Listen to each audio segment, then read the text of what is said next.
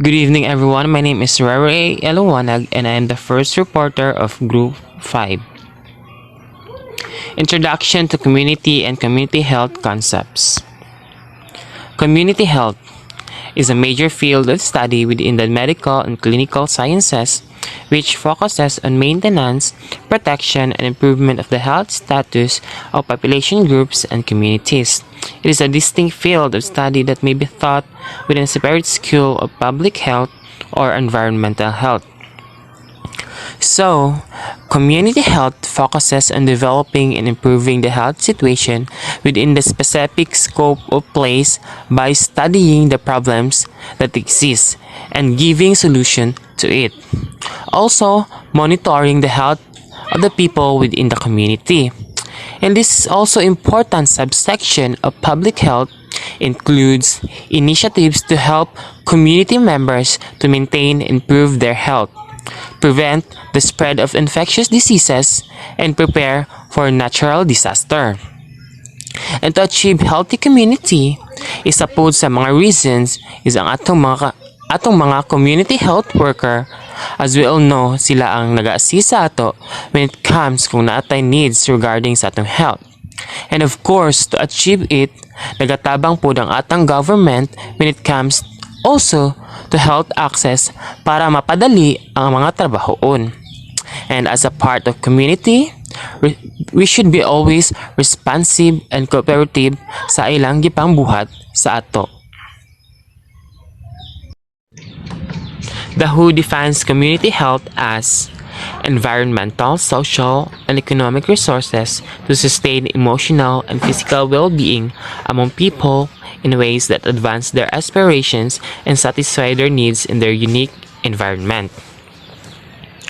We all are in a community together. There is no other way than so the health. So, according to WHO or World Health Organization, ang community daw is dihata makakuha og pangkapaligiran, panlipunan, and pang-ekonomiya. It is because in our community or ang community health is dihata makakuha in terms of primary, secondary, and tertiary care as well as health care. And each category focuses on a different approach towards the community or population group.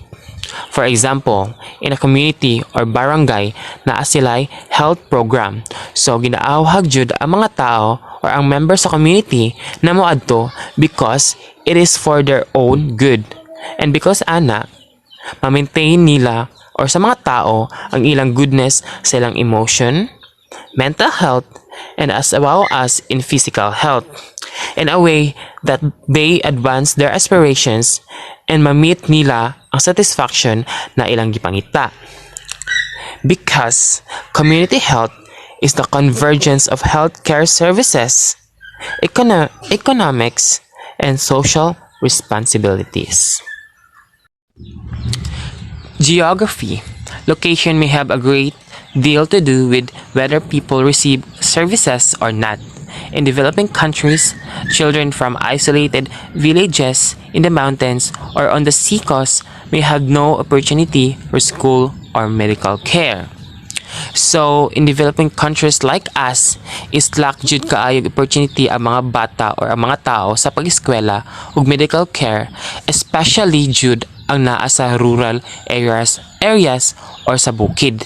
It is because layo kayo sila or layo kayo ang ilang area. And for your information, geography and health are linked to each other. Kung asa ta naggipanganak, nagpuyo, nag-eskwela, o nagtrabaho is directly influenced jud na siya sa atong health experiences, as well as the air we breathe, the food we eat, the viruses we are exposed to, and the health services we can access. Spatial location, the graphic context of places and the connectedness between places plays a major role in shaping environmental risks as well as many other health effects. So one of the examples of this is locating healthcare facilities, targeting public health strategies, or monitoring diseases outbreaks. all have a geographic context. So, mao na siya ang pinaka-main purpose of spatial location. What is health geography?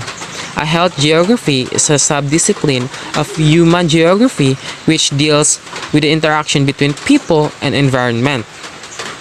So, geography also considers the significance for physical and mental health of interactions between people and their environment. It also investigates why space and place are important for health variation in the population. So, kaning health geography is nagatackle how people interact in environment or the relationship between people and their environment. And the importance of health geography is understanding geography, including the arrangement of health services and the location and nature of environmental exposures. So, one example of this is improving the quality of environment in key areas such as air, water, and noise. So, because of that, makaprevent ni siya diseases and improve human health. So, mao lang to akong report. Thank you. Good evening, everyone. My name is Danilyn Casal Gomez. So, my topic is all about geography. Why geography is important for public health policy. Health geography considers the significance for physical and mental health of interaction between people because it investigates why space and place are important for health variation in population. So, understanding geography, including the arrangement of health services and the location and the nature of environmental exposure, is crucial in assessing the interaction inherent in many health related risk exposures.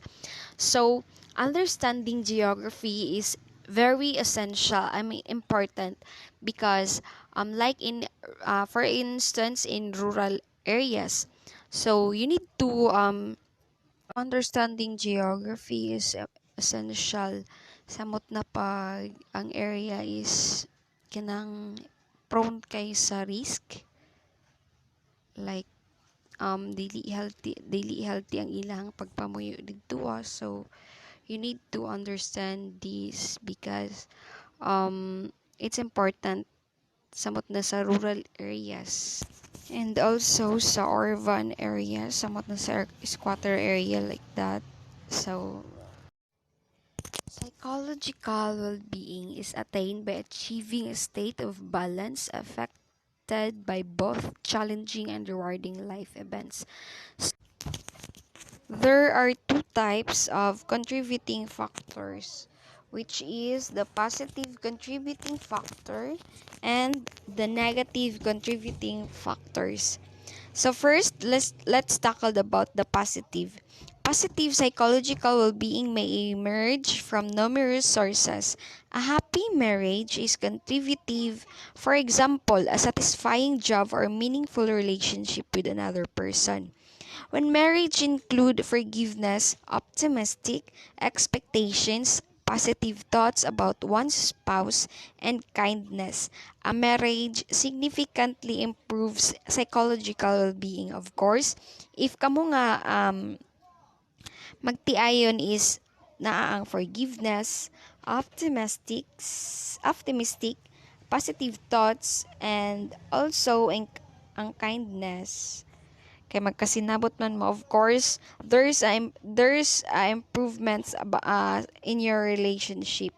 So the negative contributing factors rather, psychological well-being can also be affected negatively, as is the case with a degrading and unrewarding work environment, unfulfilling obligation, and unsatisfying relationships. So of course, if ikaw na kay gitrabaho, imuhang nag-sacrifice ka ana, for example, gusto ka ma-promote, and then nag-sacrifice ka for that, and gibaliwala ra sa imuhang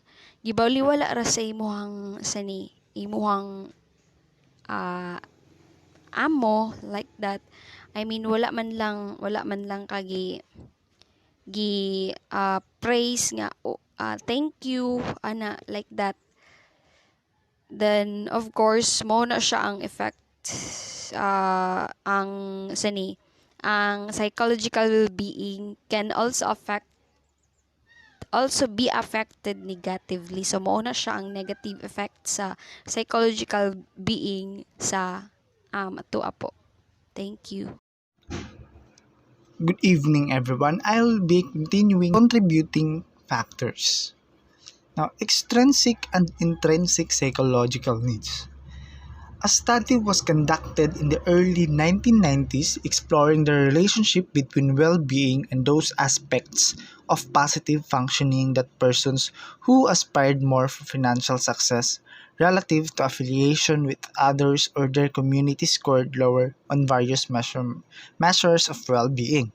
This study was all about the extrinsic and intrinsic needs of a human. Now,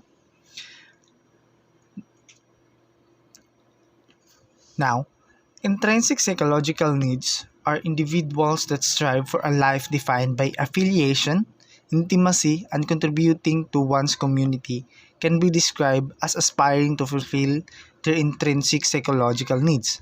In short, it is an act of doing something without any obvious external reward. An example of intrinsic motivation would be reading a book because you enjoy reading and have an interest in the story or subject. Now, let's go to the extrinsic psychological needs.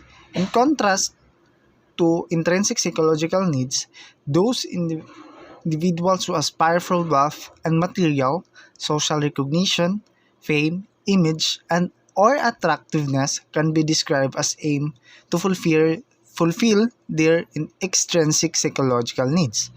An example is that being paid to do a job. You may enjoy spending your day doing something other than work, but you're motivated to go to work because you need a paycheck to pay your bills. And the next is the strength of an individual's intrinsic similar with extrinsic aspirations as indicated by ranking of importance correlates or it has a connection with an array or a range of psychological outcomes. Positive correlations have been found with indicators and psychological well-being, positive effect, vitality, and self-actualization. Negative correlations have been found with indicators of psychological ill-being like negative effect, depression, and anxiety. Positive correlation is a relationship between two variables in which both variables move in tandem, that is, in the same direction. A positive correlation exists when one variable decreases as the other variable decreases, or one variable increases while the other increases. An example of positive correlation is the more time you spend running on a treadmill, the more calories you burn. Another example is taller people have larger shoe size and shorter people have smaller shoe sizes. Now that is positive. While negative correlation is a relationship between two variables in which one variable increases as the other decreases, or vice versa. An example of negative correlation would be height above sea level and temperature. Like as you climb the mountain, it increases in height, and it gets colder, it means decreases in the temperature. Now let's go to the next is the social structure.